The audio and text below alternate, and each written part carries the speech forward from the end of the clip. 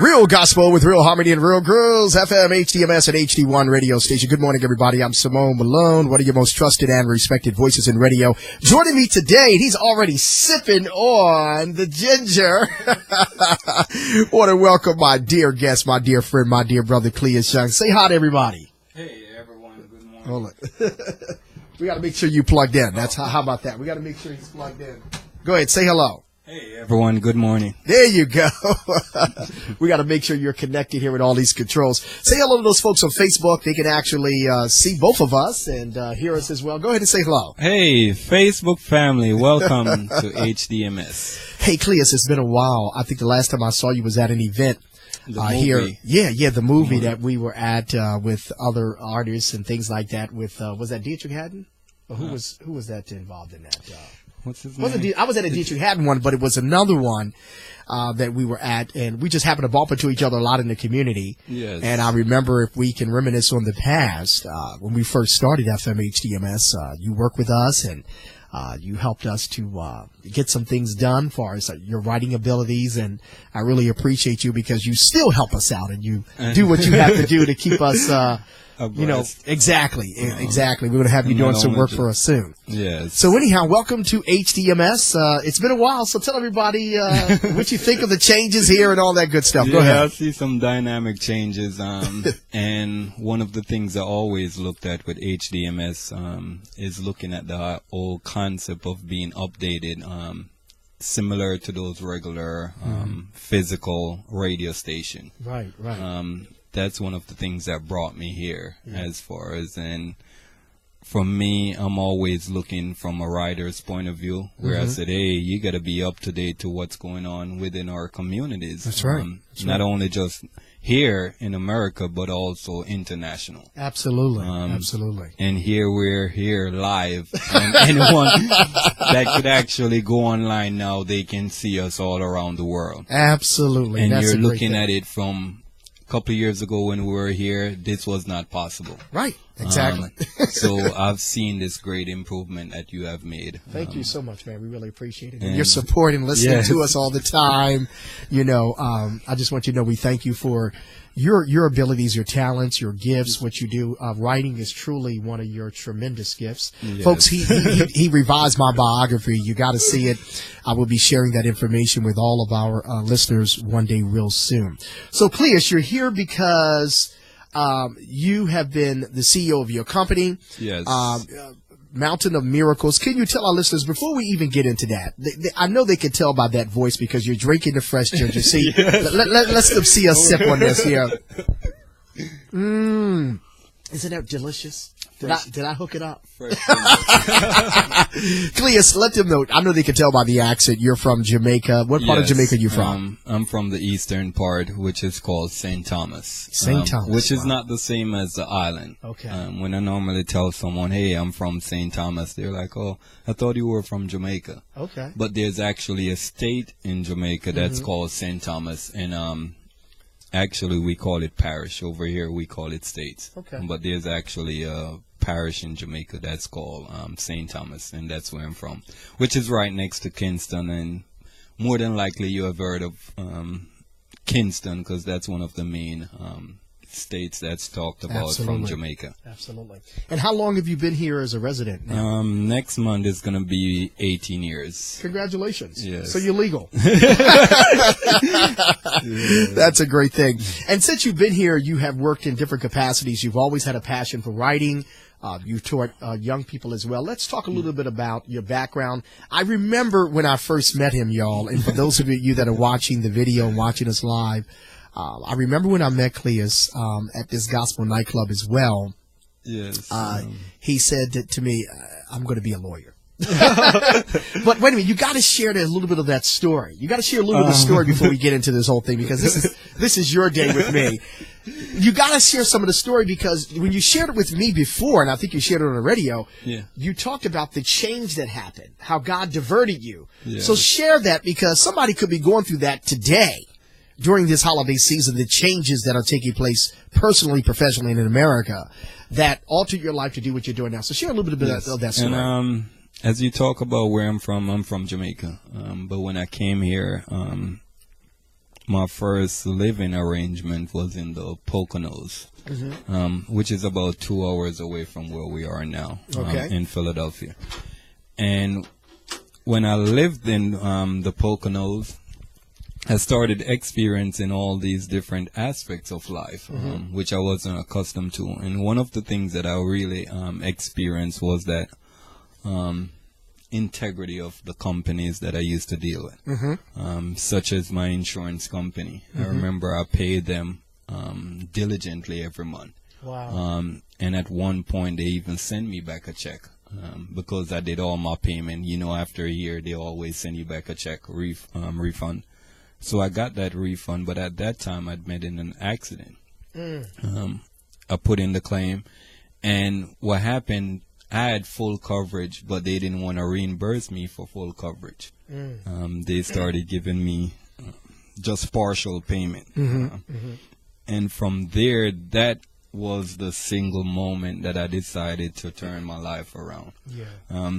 One of the things that they did give me a check, but it wasn't for the correct amount.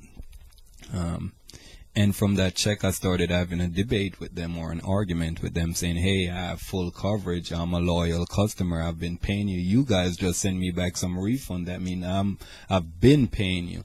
And despite that, they still didn't want to reimburse me because I had to pay for storage with the car getting fixed. And at that point, they said, hey, I'm not going to reimburse you for that storage or whatever. So I said, okay, forget about it. And that check that they had sent me, I said, you know what, I'm going to use my own money and fix my own car. I hear you. And that's what I did. I fixed my own car for myself. That check that they sent me, I just put it away. And what happened afterwards, that lady that I was going back and forth with, she actually went and she cashed a new check, same amount with my name on it, everything. She cashed it, and I didn't know this until 1 year later when I went to renew my insurance, because after every 6 months. But actually a year after, when I went to renew my insurance, they said, hey, we're not renewing you. And I said to them, why not? And they're like, hey, because you were involved in an accident, you cashed the check. And I'm like, cash what check? They're like, oh, if you come back within a couple of days, I'll give you show you the check that you cashed. And at that time, I was in the office. And they called the lady that I had the debate with a year ago. Wow. They called her and they're like, oh, yes, he cashed the check, such and such.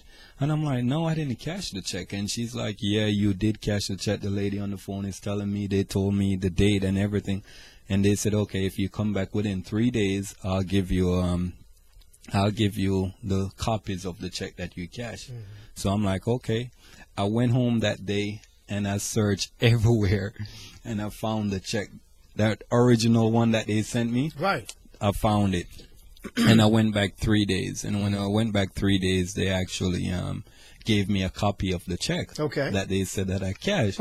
But at this point, I had the check in my pocket. And I'm like, all right, I'm not going to show it to you, because if you're providing me copies of a check that you said that I cashed, this is illegal. So what I did, I said, hey, could I get a copy? And they did give me a copy. So I walked out the office and I walked down the street to see a lawyer. And I gave him the check and I said, hey, this is what they're saying to me, that I cashed the check. Here's the copies that they gave it to me. And the lawyer is like, okay, that's good, but how can I tell that you weren't the one who cashed it? And at that point, I took the check out of my pocket and said, here's the original check. And I solved the case for him. I said, look at it. What they did, they identified everything, my name, my address, everything, the same amount on the check that they cashed. But one thing that they can't duplicate was that no check have two of the same numbers. So I solved that for the lawyer and said, hey, he's like, okay, this is a good case.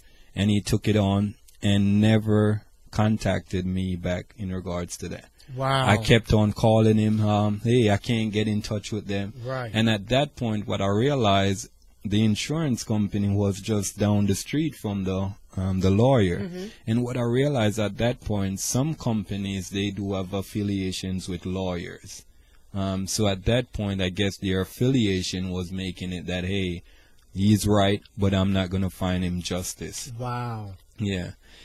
I took back my check from him and I went to another lawyer, different place, and I found out it's the same thing. And I wasn't getting the justice, and I said to myself, you know what, I'm going to go to law school. And at that moment, I decided that I was going to go to law school, not to rectify my situation, because I know it would be too late. Right. But to rectify those that would be in the situation for, similar to me, where someone did something illegal and can't find the justice that they need through the right representation. And that's how I said to myself, I quit my job and I decided to go to, it's a technical school that I went to. I was really into invention at that time.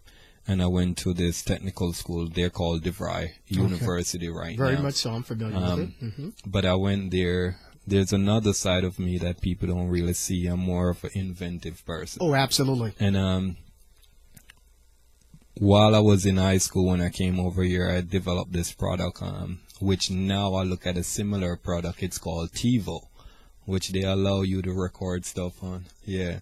But when I was in high school, I had that idea and I submitted it to a company. Okay. These are the companies that you always see on TV sending your invention idea. So I submitted to them when I was in high school. At that point, they wanted about $3,000 to make the prototype. Right. At that time, I didn't have the money to do it. So at that point, they had sent me all the information that I need to develop the product from their research that they did. And when I had that incident with the second lawyer, I took the booklet that they had sent me with all the information how to build the product and say, hey, I'm going to go to DeVry and become an engineer and learn how to make it. When I make the product, then I would put it on the market, and that money from coming in from royalties, then that would allow me to go to law school. While I'm going to law school, I wouldn't have to be worried about money because I would have the product out online already making.